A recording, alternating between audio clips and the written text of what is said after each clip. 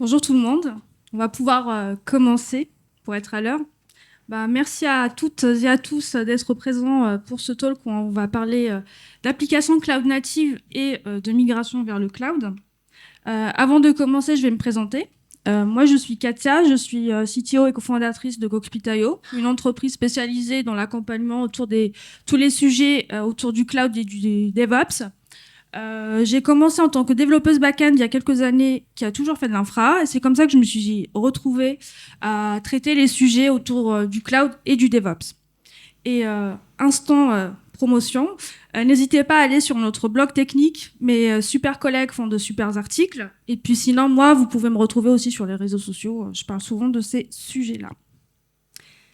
Alors, pourquoi ce talk? J'ai eu l'idée de faire ce talk à un moment où je repensais à des statistiques, différentes statistiques que je voyais depuis de nombreuses années, où ces statistiques-là se rejoignent pour dire que le nombre de projets de migration vers le cloud est en constante augmentation d'année en année. Donc ça, que ce soit en France ou au niveau mondial. Et quand j'ai repensé aux différents projets de migration vers le cloud sur lesquels j'ai pu intervenir, je me suis fait le constat, je me suis dit en fait que ces projets-là, même s'ils se ressemblent techniquement, donc sur les stacks techniques et sur les architectures cibles, ils ne se déroulent pas du tout de la même manière. Et parfois, on imagine un déroulé et au final, ce qu'on retrouve n'est pas du tout ce qu'on a espéré. Et donc mes objectifs au travers de ce talk-là, c'est d'une part, vous partager mes retours d'expérience. Qu'est-ce que j'ai appris durant mes presque 7 années de consulting et mes 10 ans de cloud.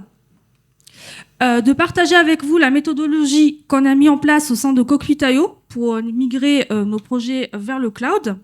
Et puis, vous donner à vous aussi les clés pour pouvoir réussir vos projets de migration et pour pouvoir mener à bien vos projets. Avant d'aller plus loin, je vais faire un petit sondage. Qui est déjà sur le cloud ? Ok. Qui est familier avec les technologies dites cloud native? Ok, super. Je vais faire quand même un petit rappel pour les personnes qui n'ont pas levé la main. Qu'est-ce que le cloud computing? Le cloud computing, si je fais vraiment une définition extrêmement résumée de ce que c'est, ça va être des services et des ressources qui vont être managés par un fournisseur cloud. Et contrairement au modèle traditionnel qu'on va retrouver, le matériel physique va être géré par ce dit fournisseur. On va retrouver 3 types de cloud providers, donc le cloud public, le cloud privé et le cloud hybride, qui va être un mélange entre les deux. Et moi, dans ce talk, je vais parler de cloud, mais ça peut être l'un ou l'autre de ces types-là. Et quand on va sur le cloud, en général, on cherche à bénéficier d'un ou de plusieurs avantages. La réduction du coût, la réduction des time to market, parce qu'on n'a plus à commander le matériel physique pour pouvoir héberger et tester ses applications. On gagne en agilité. Et puis, on a aussi la notion de scalabilité, ce qui est super important quand on passe d'un modèle POC ou d'un MVP à un modèle où on a beaucoup de trafic. Et là, ça nous amène à définir le cloud native. Qu'est-ce que le cloud native? Donc, c'est une approche logicielle qui va nous permettre plusieurs choses. La première, c'est de créer et déployer et gérer des applications dans des environnements cloud. Et puis de mettre en œuvre des systèmes faiblement couplés, résilients, manageables et observables. Et puis on a tous envie en fait d'avoir des applications qui vont être faiblement couplées, résilientes, scalables, etc. Comment mettre en place cette approche dite cloud native? Je me suis intéressée à cette question et surtout je me suis intéressée à la réponse que nous a apportée la CNCF, donc la Cloud Native Computing Foundation, qui fait partie de la Linux Foundation. Et d'après eux, quand on voit la définition, d'après eux, pour mettre en place cette approche-là, on peut utiliser des conteneurs, on peut utiliser des microservices, on peut utiliser des services mesh, on peut utiliser des API déclaratives et on peut utiliser aussi des infrastructures immuables. Et puis, point intéressant, ils nous ont rajouté 3 petits points. Et là, je me suis dit, déjà là, on a un beau paquet de concepts et de technologies. C'est des gros morceaux quand même à gérer. Qu'est-ce qu'il y a derrière les 3 petits points? Eh ben, derrière les 3 petits points, on a la fameuse landscape, landscape de la CNCF. Et moi, quand j'ai fait cette capture-là au 1er septembre 2023, il y a 1236 outils. Il faut savoir aussi que de plus en plus, en fait, au fur et à mesure, il y a de nouveaux outils qui s'ajoutent dans des catégories différentes. Donc, quand on voit tout ça, la question qu'on peut se poser, c'est par quoi on commence. Donc, si c'est ça qu'il faut pour adopter l'approche cloud native, par quoi on commence? Et surtout, on se dit, il y a une question aussi inhérente qui arrive, est-ce que c'est cela le secret pour réussir son projet de migration vers le cloud? La réponse, c'est bien évidemment non, donc pas de suspense. Pourquoi? Parce que si vous voulez faire ça, vous tapez une équipe complètement à bout, parce que c'est beaucoup, 1236 outils, faire son choix dans cette landscape-là, ou sinon, vous allez vous retrouver avec un quotidien pareil, qui va être compliqué. Donc, c'est le meilleur moyen de perdre la motivation et d'avoir vraiment une équipe complètement à bout, qui va détester le cloud surtout. Alors, vous allez me poser la question, vous me dites, OK, que proposes-tu? Qu'est-ce qu'il faut faire alors pour aller vers le cloud? Pour aller vers le cloud, réussir son projet de migration et rendre son application cloud native, il y a quelques règles de base à suivre. La première, c'est ne pas se concentrer uniquement sur la technique. Ça, c'est l'erreur numéro 1, en fait, qu'on commet tous, quand on se dit, OK, c'est une question de techno, on va aller vers les conteneurs, on va aller vers les serverless, les API, les services mesh, c'est cool, on va y aller. C'est absolument pas ça. Il faut être conscient que la technique, c'est important, mais c'est pas tout dans son projet de migration vers le cloud, c'est pas tout pour rendre son application cloud native, et la réussite de son projet ne peut pas dépendre uniquement de cet aspect-là. Et il faut se concentrer, s'ouvrir aussi au contexte dans lequel vous développez votre application, dans lequel cette application vient à évoluer. Règle numéro 2, définir ses objectifs. Pourquoi aller vers le cloud et pas rester sur un modèle traditionnel? Donc ça, c'est une question qui paraît totalement, la réponse, elle paraît évidente et naturelle, mais pas beaucoup de personnes ne se posent réellement cette question-là avant d'entamer le projet de migration vers le cloud.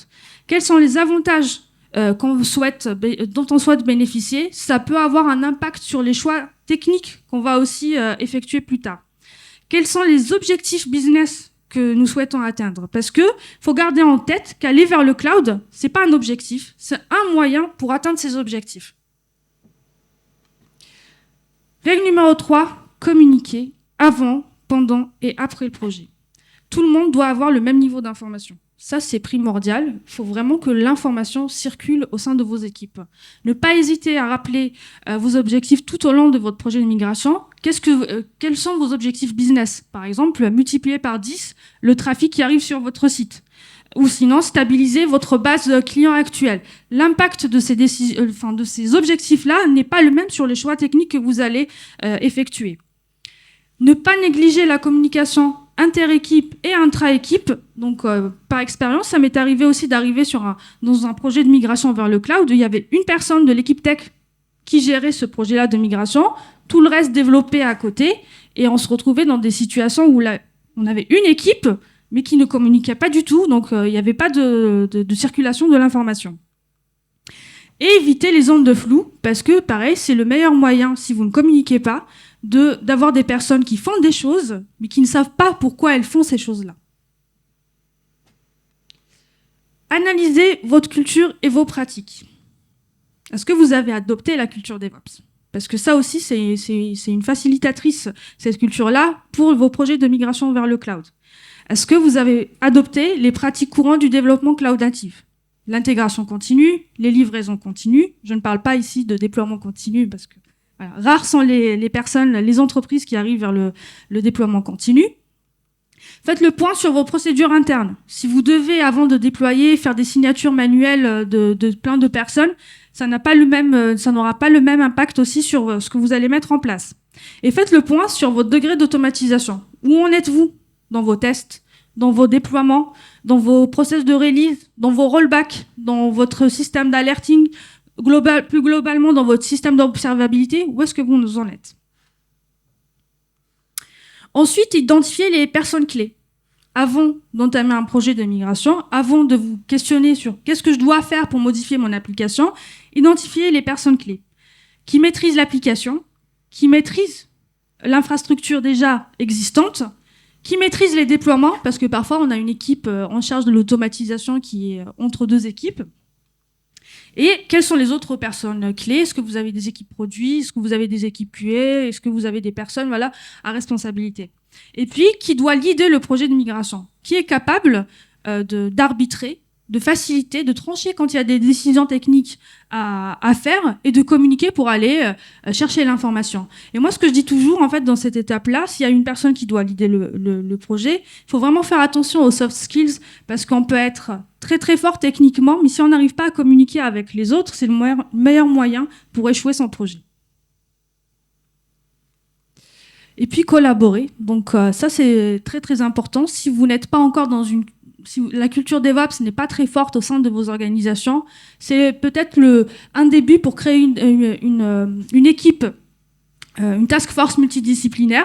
Parce que pareil, hein, moi j'ai pu voir certaines équipes qui étaient complètement isolées, silotées, et on avait une personne de chaque équipe qui communiquait soit pendant les réunions seulement, ou par ticket, ou par mail. Donc c'est vraiment le meilleur moyen de commencer petit à petit à casser les silos, c'est de regrouper les personnes.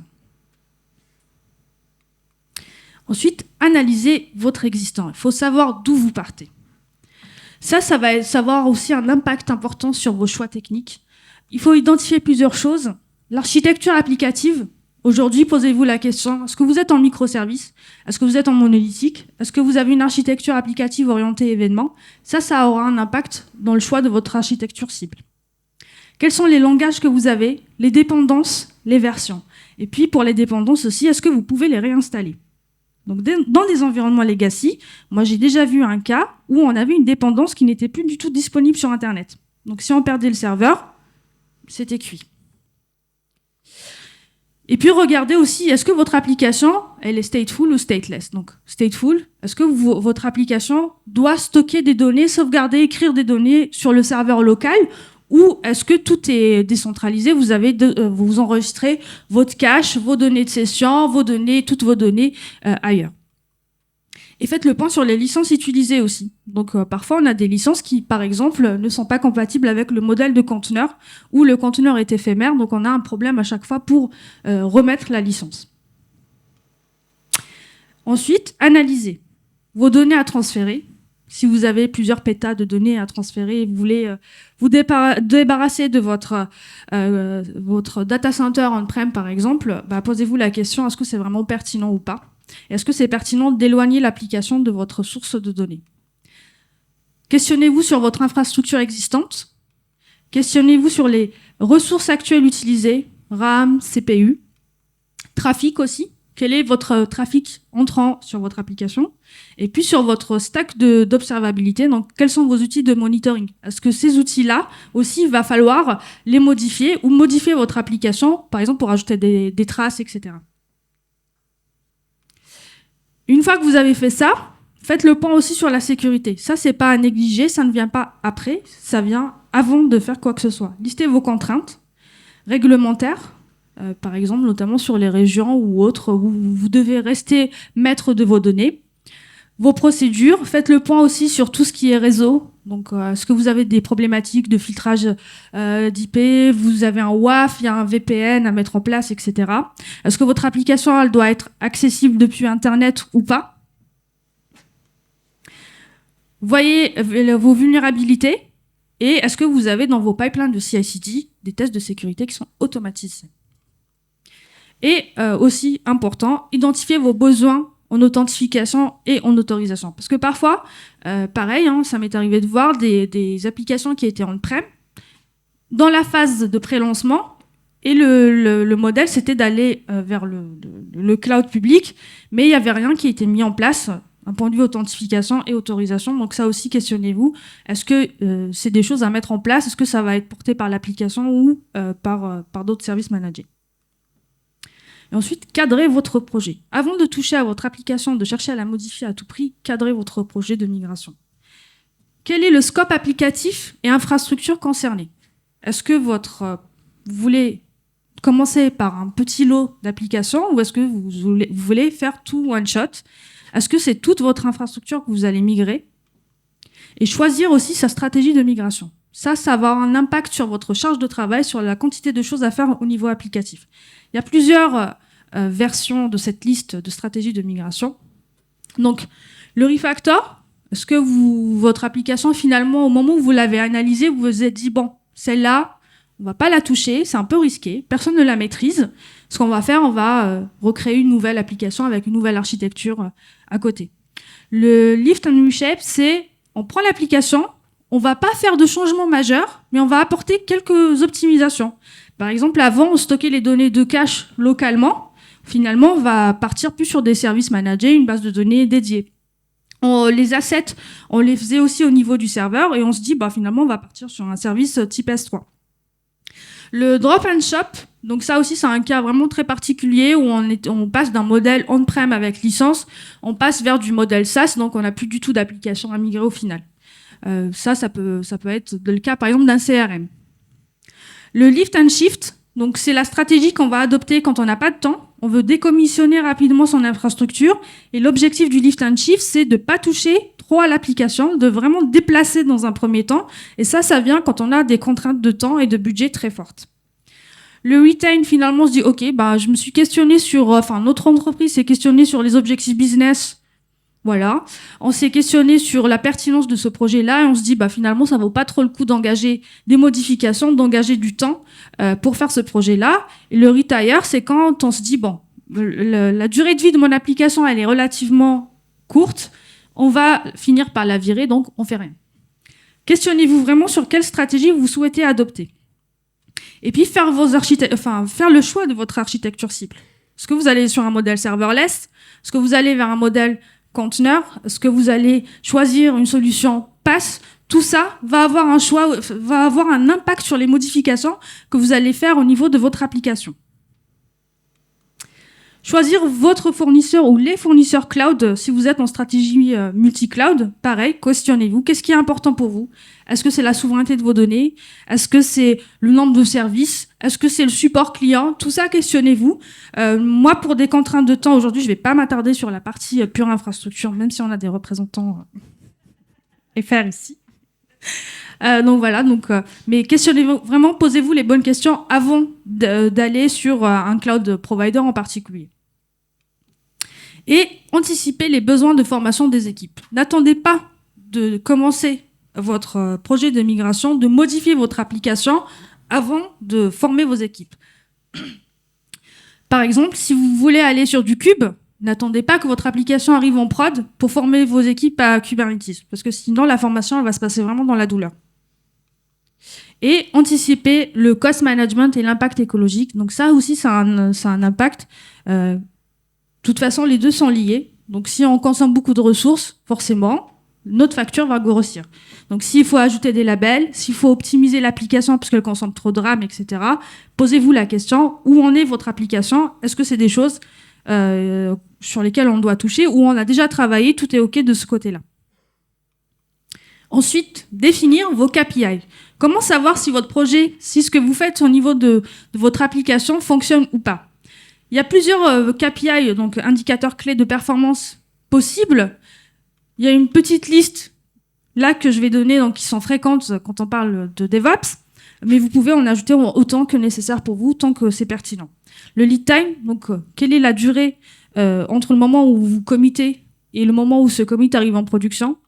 La fréquence de vos déploiements, la fréquence des déploiements qui sont en erreur, la durée pour réparer une application quand il y a une panne sur la prod, la durée aussi entre chaque panne en production et le temps de disponibilité. Donc ça, c'est une petite formule pour la calculer. Et surtout, les performances de votre application. Si vous avez des performances très fortes sur votre infrastructure actuelle, il ne faut pas que vous perdiez en performance. Donc ça, c'est des choses aussi à voir pour pouvoir comparer.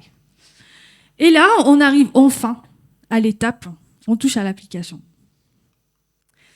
Soignez vos démarrages et les arrêts de votre application. Donc quand on va sur le cloud, on a un changement de paradigme.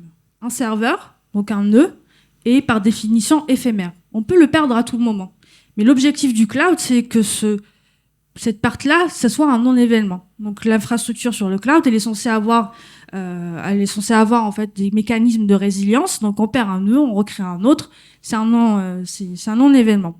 Donc soignez les démarrages, parce que si à chaque fois que votre application démarre, vous devez vous connecter, faire quelque chose pour la connecter à X ou à N service ou redémarrer quelque chose, donc ça, il faut plus que ça existe. Et pareil pour les arrêts. Donc les graceful shutdown, il faut vraiment les soigner. Il faut que votre application, quand elle redémarre, qu'elle puisse retrouver ses petits, qu'elle puisse reprendre là où elle s'est arrêtée, sans que ça soit que ça nécessite une intervention humaine.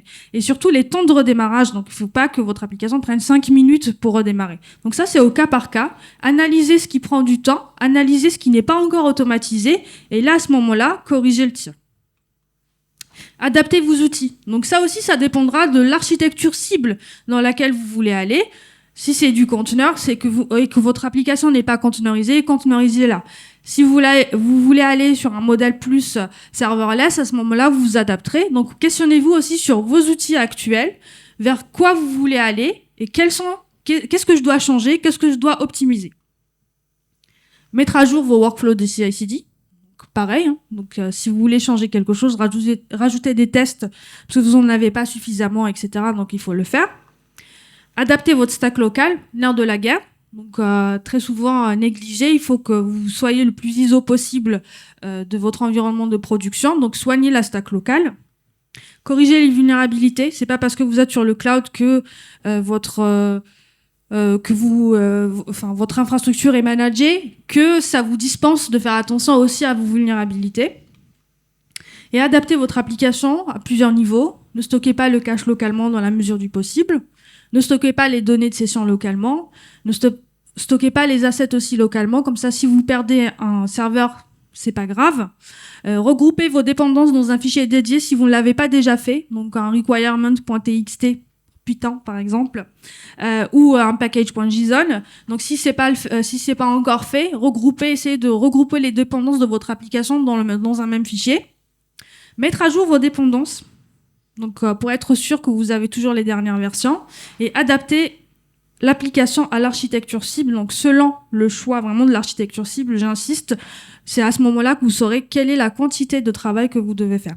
Bien évidemment, là, si vous faites du lift and shift, que vous prenez votre application, vous reconstruisez une infrastructure qui soit ressemblante à ce que vous avez actuellement, l'idée du lift and shift, c'est que vous ne touchez pas à votre application. Donc là, c'est vraiment si vous allez le modèle intermédiaire, si vous choisissez le modèle intermédiaire qui est le lift de... je sais plus. Préparez le jour J. Scénarisez votre migration. Donc, si vous n'êtes pas encore sur le cloud et que vous voulez aller sur le cloud, écrire un scénario. Donc, moi, ce que je fais une checklist, une to-do. Je dis, le jour J, je commence par faire ça. Si je dois informer des gens, on fait ça. Si on doit informer les clients, par exemple de l'application, on fait ça, etc. Le rollback, prévoyez toujours les rollbacks. S'il y a un pépin, comment je fais pour revenir à mon architecture, à mon infrastructure d'avant? Et la stratégie de déploiement aussi. Est-ce que vous allez faire du blue-green? Donc on bascule vraiment automatiquement de la version ancienne de l'infra à la nouvelle version de l'infra, donc la nouvelle version de l'application. Ou est-ce que vous êtes sur du canary deployment? Et puis tester ce scénario-là, ce qui va vous permettre d'ajuster votre application. Donc, si vous vous rendez compte, par exemple, que les démarrages, ça va pas trop, c'est à ce moment-là que vous allez pouvoir tester. Et tester le nouvel environnement et l'application. Donc, ça aussi, c'est une histoire qui m'est arrivée. On a fait une migration et en fait, il y a eu des modifications au niveau de l'application, beaucoup de modifications au niveau de l'application. Et comme on a changé d'infrastructure, donc forcément, c'était le problème de l'infra. Donc c'était ça. Mais en fait, ce qui s'est passé, c'est que la version de l'application qui tournait en prod ne correspondait pas à la version de la future prod. Donc en fait, il y a eu beaucoup de perte de temps entre non, c'est l'infra le problème, ah non, c'est l'application le problème. Donc vraiment tester les deux, essayer de trouver les problèmes sans chercher à mettre la faute sur un côté ou l'autre de l'infra et de l'application. Se préparer aux surprises. Alors, peu importe comment on se prépare, on prépare son projet de migration, peu importe comment on fait pour l'application, il y a toujours des surprises. Donc, préparez-vous à avoir des surprises. Pour ça, je cite la loi d'Hofstadter qui dit qu'il faut toujours plus de temps que prévu même en tenant compte de la loi d'Hofstadter. Donc, si votre projet se fait en plusieurs étapes, laissez un petit peu de mou entre les étapes pour pas être après, vous retrouver à travailler 20 heures sur 24. Et puis, la deuxième aussi loi qui me parle, c'est tout ce qui est susceptible d'aller mal ira mal. Ça, c'est absolument pas pour dramatiser, mais en fait, quand on garde ça en tête, on prépare ses stratégies de repli, on prépare ses rollbacks. On prépare le fait de revenir en arrière. Ok, bah ça va mal. Comment je fais pour revenir en arrière? Donc, gardez toujours, avant de couper votre ancienne infrastructure, gardez la version en live et puis voilà, faites des backups, testez, documentez. Combien de techs m'ont dit « Je n'aime pas la doc ». Moi non plus, j'aimais pas ça. L'idée, c'est pas d'écrire des romans, mais faites-le au fur et à mesure. Si vous faites des choix d'architecture, si vous décidez de faire ou de ne pas faire certaines choses, écrivez-le pour la postérité. Écrivez, c'est plus sympa pour après, quand on revient un an après, on se dit mais ça c'est pas bon, pourquoi c'est fait comme ça, etc. Donc ça donne toujours un cadre pour comprendre pourquoi les choses ont été faites comme ça. Faites-le au fur et à mesure, n'attendez pas le passage de temps, parce que parfois les projets de migration vers le cloud, ça prend énormément de temps, ça prend plusieurs mois. N'attendez pas la fin pour faire les choses, pour écrire vos documents d'exploitation, etc. Et sensibiliser aussi vos équipes à l'importance de la documentation, c'est super important d'écrire. Quand je dis documentation, l'idée, c'est pas de faire un cahier des charges ou quoi que ce soit, mais vraiment toutes les informations qui peuvent être pertinentes à votre projet, notez-les quelque part. Et puis, itérer. Itérer, c'est pas parce que vous avez réussi votre projet, ça s'est très bien passé, vous avez réussi à déjouer tous les pièges du cloud computing et que votre application est super, elle est cloud native, qu'il faut pas itérer. Donc, ajuster l'infrastructure et le sizing. Si vous voyez qu'il y a des choses, finalement, on a imaginé quelque chose, on s'est dit, ce service-là, il est très bien. Et au final, à l'usage, ça correspond pas tout à fait à ce que vous avez mis en place. N'hésitez pas, en fait, à modifier. Ajuster le sizing. Donc, pareil. Donc, ne surdimensionnez pas trop vos infrastructures, ne sous-dimensionnez pas trop vos infrastructures. Et ça, c'est avec le temps et les métriques que vous allez pouvoir trouver le bon sizing. Ajuster le monitoring. Donc, quand on change d'infrastructure, parfois, on a des faux positifs. On a des alertes alors que c'est pas, il y a rien. Ou parfois, on n'a pas du tout d'alerte parce qu'on se dit, non, on est sur le cloud, c'est managé. Donc, pas besoin de vérifier quoi que ce soit. Non. Ça ne nous dispense pas de faire attention.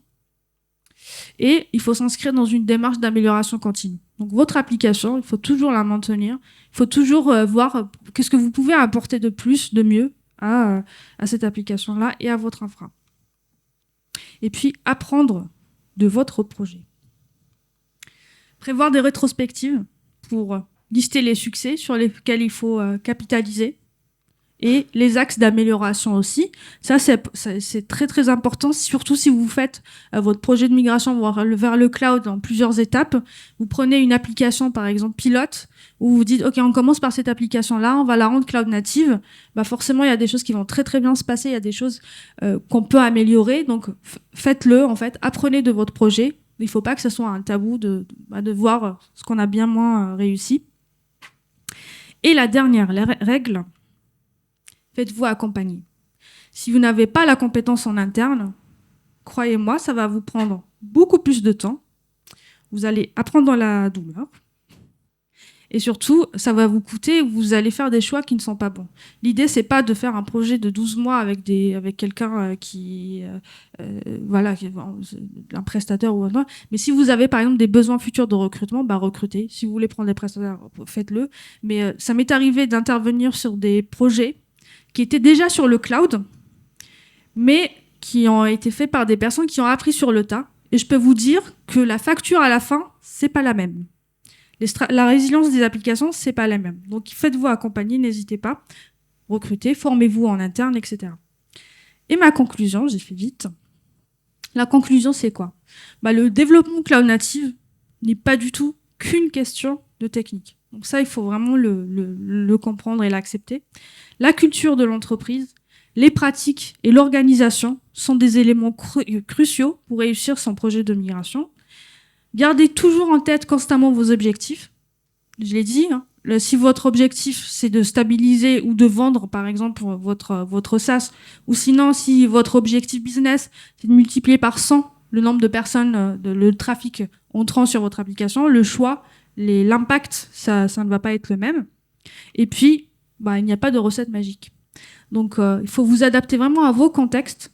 Donc, il y a plusieurs contextes. Adaptez-vous à vos contextes, adaptez-vous à vos besoins. C'est pas parce que votre concurrent ou un tel sur Internet a écrit qu'il a fait ça et que ça marche nickel que forcément c'est ça la recette magique pour vous. Donc, après, on peut toujours apprendre des expériences des autres, mais vraiment, il faut s'adapter quand même à son contexte et à ses besoins. Et puis, merci.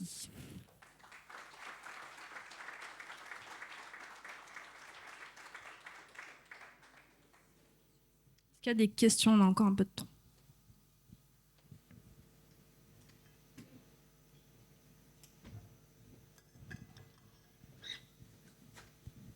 Merci beaucoup, Katia. Ça fait beaucoup écho, donc merci. Moi, j'avais juste une question. Alors, je ne sais plus le numéro de la règle sur tester vos scénarios de migration. Est-ce que c'est vraiment toujours possible? Parce que, notamment, je pense, par exemple, quand les stacks sur lesquels on veut aller sont un peu coûteuses, se faire un test retour en arrière, alors c'est génial parce que ça fait tester le scénario plus le rollback. Mais voilà, est-ce que c'est toujours logiquement possible? Alors, il y a toujours, c'est extrêmement rare, mais en général, on a toujours au moins un environnement d'hors production. Donc moi, je commence toujours par au moins un environnement d'hors production, je teste mon scénario. Ça permet en fait à tout le monde de s'assurer. Bon, moi, je suis consultante, donc j'interviens dans des équipes différentes. On scénarise, donc on fait le scénario, ça permet de rassurer tout le monde et le jour J, on se pose pas la question qu'est-ce qu'on fait. Et quand on fait le test de migration, on le fait en pré-prod ou en staging ou en sandbox, ça dépend. Ça permet aussi de s'ajuster parce que parfois il y a des choses auxquelles on n'a pas réfléchi, on n'a pas pensé, ça vient sur le tas. Donc oui, il est toujours possible de tester dans un environnement d'hors production. Ça m'est arrivé une fois, un client pour des raisons économique qui m'a dit je veux que la prod. Donc forcément on n'a pas accepté, on a argumenté pour avoir au moins un environnement d'hors prod qu'on éteint. Après on peut l'étendre pendant les heures non ouvrées, mais oui c'est possible totalement. Est-ce qu'il y a une autre question? J'ai mis le QR code pour que vous donniez votre avis. Oui, bonjour. J'ai manqué un peu l'introduction, donc je pose quand même la question comme ça. Elle est un peu bancale. Là, ce qu'on a pu voir, c'est qu'il y a énormément de règles qu'il faut faire attention, qu'il faut suivre. Du coup, dans l'équipe, qui serait le garant, en quelque sorte, de cet ensemble de règles au final, puisqu'on sait bien que donc, les développeurs qui sont dans le rush, etc., on n'y pense pas forcément. Est-ce qu'il y a... quelles seraient les préconisations à ce niveau-là? Alors, Parce que là, je pense qu'il y a crois pas qu'il y a mal une slide qui... d'intervenants. Alors, j'ai une petite slide... J'ai manqué le début. Alors, je sais plus où est-ce que je l'ai mise, cette petite slide sur identifier les personnes clés. Je sais plus où est-ce que je l'ai mise. Est-ce que c'est au début ou après? Mais en fait, en gros, je parle d'identifier les personnes clés. Et à un moment, je dis, il faut quelqu'un quand même qui puisse... Voilà, c'est celle-ci. Et je mets, si l'équipe elle est pas déjà assez mature, elle n'est pas auto-organisée entre guillemets, donc c'est pas le moment de commencer à tester cette nouvelle méthode de travail. Si vraiment il y a besoin, il faut identifier quelqu'un qui doit leader le projet, donc soit un tech lead, soit un CTO. Ça dépend vraiment des équipes parce que les équipes elles sont hétérogènes. Il n'y a pas une équipe qui ressemble à l'autre. On a des équipes qui sont constituées exclusivement que de profils dev avec zéro, voilà, donc juste un dev, plusieurs devs et des tech leads. Donc à ce moment-là, il faut identifier quelqu'un qui puisse faire les choix, les arbitrages, de dire non, on va trancher parce que sinon on peut se retrouver avec des discussions qui n'en finissent pas. Il faut s'adapter à l'équipe aux équipes, à l'organisation dans laquelle on intervient. Mais s'il y a pas, si c'est pas déjà le cas, il faut identifier effectivement quelqu'un qui doit guider le projet de migration. Merci. Est-ce qu'il y a d'autres questions? Des remarques aussi, n'hésitez pas. Des partages d'expérience.